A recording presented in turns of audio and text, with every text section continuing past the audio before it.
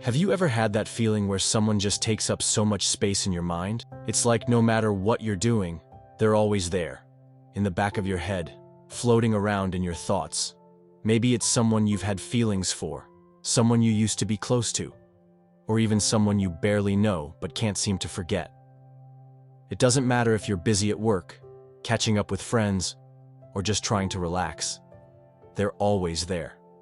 You find yourself checking your phone, rereading old messages, or wondering what they're doing.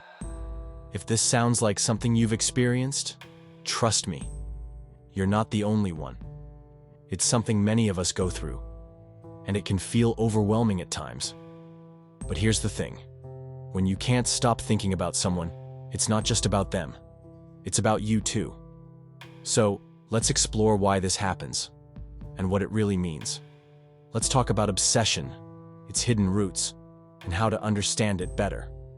The hook of obsession. Here's a truth many people don't want to admit. We don't become obsessed with someone just because of who they are.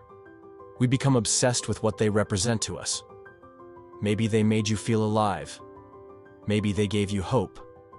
Maybe they made you feel special for the first time in a long time. That feeling, that spark, becomes the hook. You start telling yourself stories. They're the one. No one else gets me like they do. This is different. But most of the time, you're not obsessing over the real person.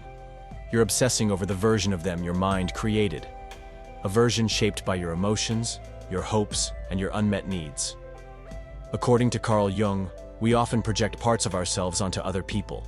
He called this the projection of the unconscious, where we place our hidden desires, fears, and wounds onto someone else. We're not in love with them.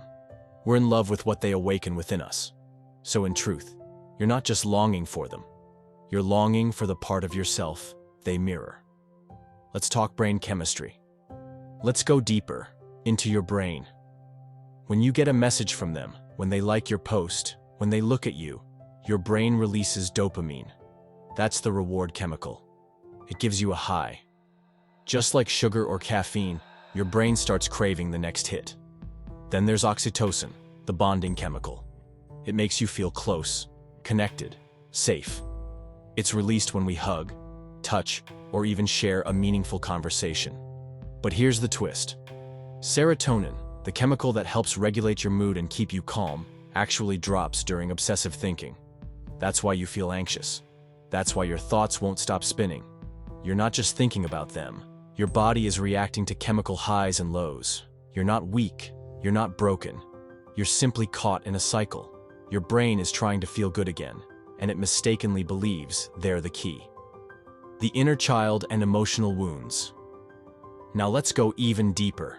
Obsession often isn't about the present. It's about the past.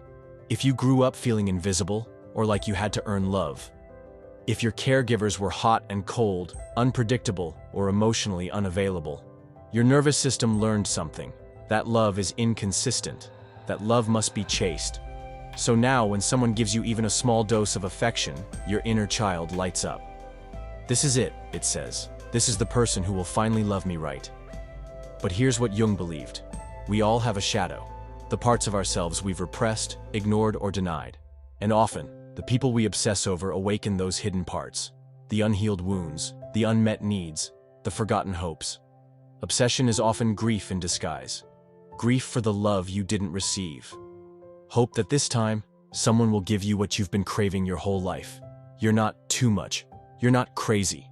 You're carrying a wound, a longing, a deep, ancient ache for love. Fantasy versus reality. Let's talk about the difference between fantasy and reality. Sometimes we don't fall in love with who someone is. We fall in love with their potential, who they could be. If only they changed. If only they tried. If only they loved us back. But that's a trap. Because real love doesn't live in what if. It lives in what is. If someone isn't choosing you, showing up for you, or being emotionally available, then holding on to the fantasy only prolongs the pain. You might say, but they're perfect for me. But ask yourself, do you really know them? Their flaws, their values, how they treat others when no one's looking? Sometimes we don't obsess because they're amazing. We obsess because we're lonely, because silence is hard to sit with. So we fill that silence with dreams of them. But healing starts when you stop chasing the dream and start meeting yourself, reclaiming your power. So, how do you heal? First, stop blaming yourself. This obsession isn't your fault. It's a signal, not a sentence. It's showing you where the wound is. Start noticing your patterns. When do you think about them most? At night? When you're feeling rejected? When you're alone? Ask yourself, what am I really craving? Love? Safety? To feel seen? Then find ways to give that to yourself. Build a routine. Move your body. Go outside. Breathe. Not to distract, but to nurture. Catch the thoughts. Notice when the old story starts playing. They'll come back. I just need to try harder. Gently challenge it. Is that really love? Or is that fear of being alone? You don't have to chase love. You are love. Talk to someone if you can. A therapist, a friend, a support group. You don't have to heal in silence. Loving yourself through the storm. This is the part where you show up for you, even when it hurts. Especially when it hurts. You'll want to check their profile. You'll want to text them.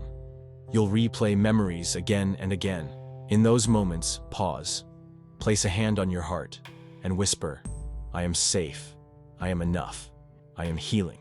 Then choose one small thing. Drink some water. Stretch. Write something. Do something kind for your future self. The more you show up for you, the less power the obsession has. You are not a side character in someone else's story.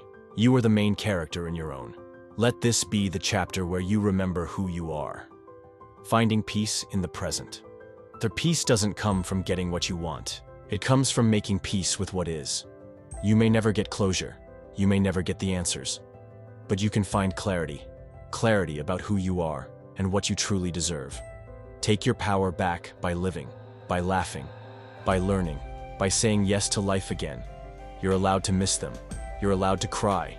But don't let that pain become your identity. Forgive yourself for falling so hard, for hoping, for giving your heart. Obsession is a cry for healing. But healing doesn't come from being chosen. It comes from choosing yourself. As Carl Jung once said, who looks outside dreams. Who looks inside awakens. So maybe, just maybe, this obsession was never about them. Maybe it was your soul asking you to come home. Thank you for being here. If this video resonated with you, share your thoughts in the comments. And remember, you don't need to be chosen to be worthy. You just need to return to yourself. And that is real love.